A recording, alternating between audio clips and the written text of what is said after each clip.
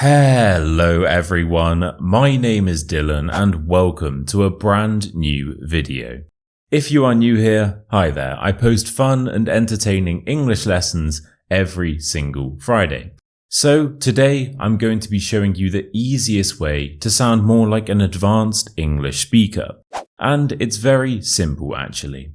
We're going to be improving your vocabulary. So in this video, we are going to be looking at 4 basic words that you probably use every single day, and I'm going to be giving you some advanced alternatives that will help you to sound like a natural C1 speaker. I will explain what the words mean, the nuances and small differences between them, and of course let you know how to say all of them in the modern RP British accent. Finally, everything we learn today will be included in a free PDF and the link is in the top comment. And whilst you are there, why not sign up to my free newsletter and I will send you an exclusive lesson every single Tuesday. Oh, you also get a bonus video as soon as you sign up as well. Right guys, enjoy the video. Right, let's start on a positive note. The first word we are going to be leveling up is happy. Let me show you 5 advanced alternatives. Number 1, ecstatic. Ecstatic. Ecstatic. So ecstatic. Ecstatic. And if you are ecstatic, it just means that you are extremely happy. In fact, you can't really get much happier than ecstatic. And this is used in both formal and informal situations. So, for example, the man's subscribers were ecstatic when they saw he had posted a new video. Number 2, content. Content. Content. So content, content. So don't get this one mixed up with the word content, which is what you're consuming right now. Those are 2 different words with different pronunciations. So this one is a bit less happy than the previous word. However, it's still positive. It just means that you are satisfied or at peace. You know, it's a more calm, stable form of happiness. So if you are lucky, you will feel content with your life. You know, not extremely happy all the time, but satisfied. Everything is okay. Let me give you an example. The couple were content after eating a delicious home-cooked meal. Beans on toast, baby. What else? If you marry me, that's what you get every single night. Maybe that's why she divorced me. Number 3, chuffed. Chuffed.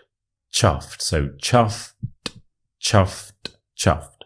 And this is an exclusive British word. So if you are chuffed, it just means that you are happy about something. And this is normally to do with a personal achievement, good news, or a compliment. For example, the man was chuffed to bits with his new car. So in this instance, we have someone that was very happy with the personal achievement of buying a new car. You know, they were chuffed. And by the way, if you are chuffed to bits, it just means that you are extremely happy. You know, you are so happy that you explode into multiple different parts or bits. Brilliant. Number 4, pleased. Pleased. Pleased. So just take this word, please, and add a little t, pleased. Pleased. And this is a really good one, and one that I feel a lot of people don't really know about. So if you are pleased, it just means that you are happy or satisfied with a particular situation or an outcome. So it's pretty similar to this word content, but it's a little bit happier. I would say this is a 7 out of 10 on the happy scale. So, for example, she was pleased with the progress she had made on her project. So, you know, she's not quite ecstatic, but she's happy with it. She's pleased. Or another example, I don't know, the man was pleased when his wife finally divorced him and he could get back to his bachelor ways. You know? Number 5, elated. Elated. Elated. So elated. Elated.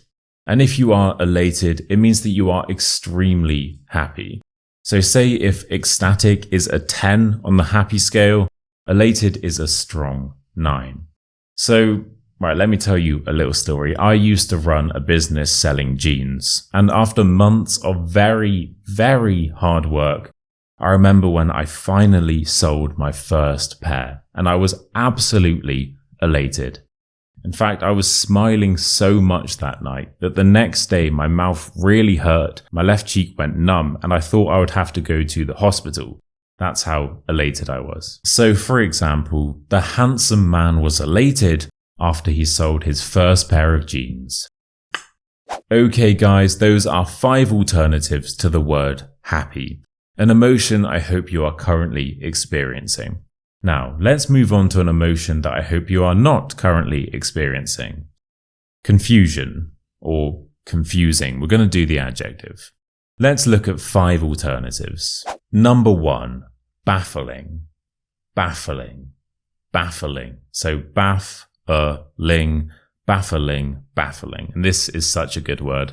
So if something is baffling, it just means that it is extremely confusing. And this can be used in both formal and informal situations. So for example, the sudden changes in weather were absolutely baffling. Shall I make the joke? Shall I make the funny joke? Okay, I'll make the joke. Sudden changes in weather? We must be talking about the UK. Number 2, puzzling, puzzling, puzzling. So puzzling, puzzling, puzzling. And if something is puzzling, it means that it causes you to become confused or baffled. This one is quite easy to remember because of the base of the word, puzzle. And a puzzle is this thing right here. So a puzzle is puzzling. Another example might be, the mysterious noise coming from the shed was rather puzzling. Exciting. Number 3, incomprehensible, incomprehensible, incomprehensible. So we have incomprehensible. Come on guys, this one is easy. Let's start by looking at the opposite of this word, comprehensible. And if something is comprehensible, it means that you can comprehend it or understand it. And therefore, if something is incomprehensible, it means that you can't understand it, It's very confusing. This one is often used to talk about messages, whether they are written or spoken. Basically, if you can't understand what the hell something means, then, it's likely to be incomprehensible. Let me give you an example. The instructions were so poorly written that they were basically incomprehensible. Number 4, perplexing, perplexing, perplexing. So perplexing, perplexing. And if something is perplexing, well, it's very similar to baffling. It just means that it's very, very confusing.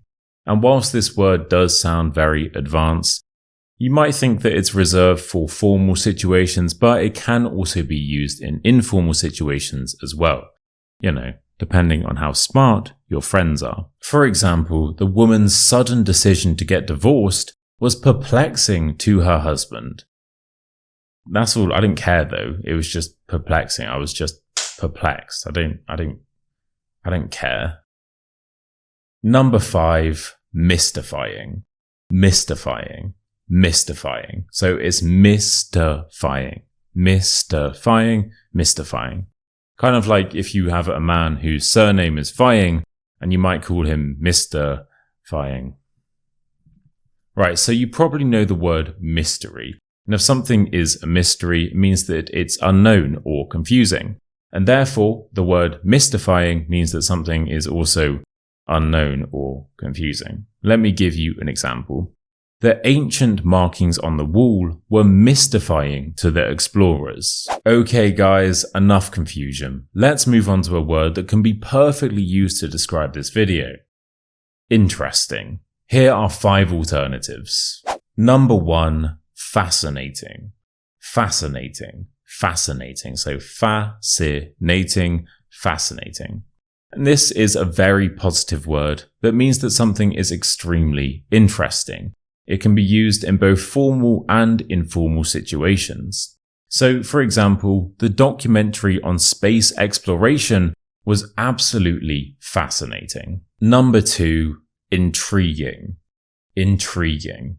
Intriguing. So intriguing, we've got a silent U.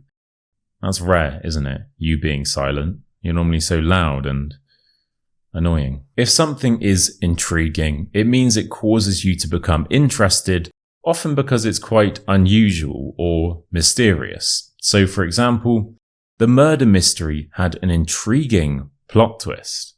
Murder mystery. Must be some Agatha Christie. Or, it could be that murder mystery video I made about a year ago that nobody watched. Seriously, that's such a unique video. Deserves more views, not gonna lie. Number 3, compelling. Compelling. Compelling. So not compelling, it's compelling. And if something is compelling, it means it is so interesting that it's practically impossible not to be interested in it. It truly demands attention. It makes you compelled. So this is quite often used to describe content that you might consume. For example, books, films, TV shows, maybe even YouTube videos. So for example, the film had a compelling storyline that kept me hooked. By the way, compelling can also be used to describe something that is unable to be proven wrong. So for example, the lawyer made a compelling argument in court. Maybe if my lawyer did that, I'd still get to see my kids. Number 4, riveting. Riveting. Riveting. So riveting, riveting. And this one is very similar to compelling. If something is riveting, it means that it is so interesting that it's almost impossible not to be interested in it. That joke is so funny. Anyway, the actor's performance was absolutely riveting and it was impossible to look away. Alternative number 5, gripping. Gripping. Gripping. So gripping, gripping. Let's look at the base of this word, to grip. And if you grip onto something, it means that you hold onto it very tightly. So for example, there was that time where I was gripping onto the rocks as I was climbing that cliff. Oh, you don't remember that? Well, you must not be subscribed to my newsletter. You really should. It gets kind of personal. Kind of. Anyway, if you grip onto something, it means that you hold it tightly. And therefore, if something is gripping, it's almost holding onto you tightly. It's so interesting that you can't look away. Once again, this is quite often used to describe content that you might consume. For example, books, TV shows, films, or maybe YouTube videos. For example, the British guy's murder mystery video was absolutely gripping. Oh, so you have watched it. Thank you. Thank you so much. Okay, everyone, by now, we all know that my videos are absolutely riveting, compelling, fascinating, interesting, hilarious, entertaining, riveting. Oh, wait, we've already said that. So after all the laughter and after all the interest you've shown in this video, you must be getting a little bit tired. And that is the final word we are going to be upgrading today. Tired. So yeah, that whole segment where I was just talking about how brilliant my videos are was just to introduce the final word, tired. And it has nothing to do with my crippling insecurities. Why would you even say that? That's so weird. It's so weird. Number 1, exhausted. Exhausted. Exhausted. So exhausted. Exhausted. And if you are exhausted, it means that you are really, really tired. Obviously, but I mean like really tired. So you can't really get much more tired than exhausted. Let me give you an example. Oh, by the way, this can be used in both formal and informal situations. I forgot to say that. Anyway, let me give you an example. After running the marathon, the woman was absolutely exhausted. Number 2, weary. Weary. Weary. So weary, weary. This one is similar to exhausted, but it's a little bit less extreme. Another difference is that weary kind of implies a long-term tiredness.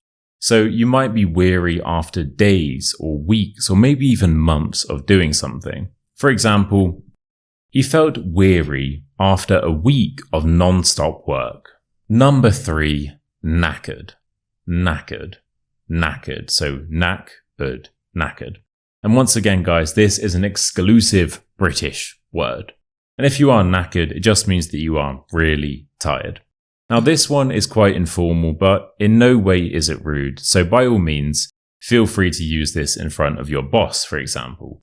But only if they're British, or else they're going to have no idea whatsoever what you are talking about. For example, after a long weekend of searching for a better job, I was absolutely knackered. Although, maybe don't say that in front of your boss, even if they are British. Okay guys, number 4, the penultimate word. Penultimate means that something is second from last, by the way, but that's not the word. The word is shattered. Shattered. Shattered. So shattered. Shattered. And once again, guys, this is an exclusive British word. 2 in a row. Aren't you lucky? Anyway, if you are shattered, it means that you are extremely tired. So you may have heard this word shattered before in reference to a plate or something that has been smashed into many different pieces. I'll put a photo of a shattered plate on the screen now for you. And, it kind of means the same thing. Just imagine that your energy has been shattered into loads of different pieces and you are really, really tired. So, for example, the man was absolutely shattered after returning from the gym. Sounds like me, baby. Alternative number 5, worn out. Worn out. Worn out. So these two words kind of link together. It's almost like worn out. Worn out. Let me break this down. So if something is worn or worn out, it means that it has been used so much that it is damaged or destroyed. And therefore, when we describe a person as worn out, it means that they have used so much energy that they are kind of damaged. And in this instance, it means that they are tired because their energy is destroyed. They don't have any left. So it's common to describe an object as worn out. For instance, we have a worn out pair of shoes, and it's quite common to describe a person as worn out as well if they are very tired. So for example, after years of use, the shoes were absolutely worn out. Wait, we've already had that one. Okay. After doing all that paperwork, the woman was absolutely worn out. And that's what you get for divorcing me, Karen. Right guys, thank you so much for watching. I hope you enjoyed today's video. As mentioned, everything we covered will be included in a free PDF and the link is in the top comment. All I ask in return is that if you did enjoy today's video, I don't know guys, why not consider liking the video, subscribing to the channel and maybe even commenting down below. It all makes a massive difference. If you would like to stay in touch, I would recommend following my Instagram, which is BritishEducation_, or my Spotify, which is British Education, and I post weekly videos there as well. As mentioned at the start of the video, you can also subscribe to my free newsletter and you will receive an exclusive lesson every single Tuesday. And you also get a bonus video as soon as you sign up. The link is in the top comment. What else? Oh yeah, I also teach private one-to-one lessons, and guess where the link is, guys? It's in the top comment. Right. Thank you again for watching. I post new videos every single Friday, so hopefully I will see you there. Until next time, cheers.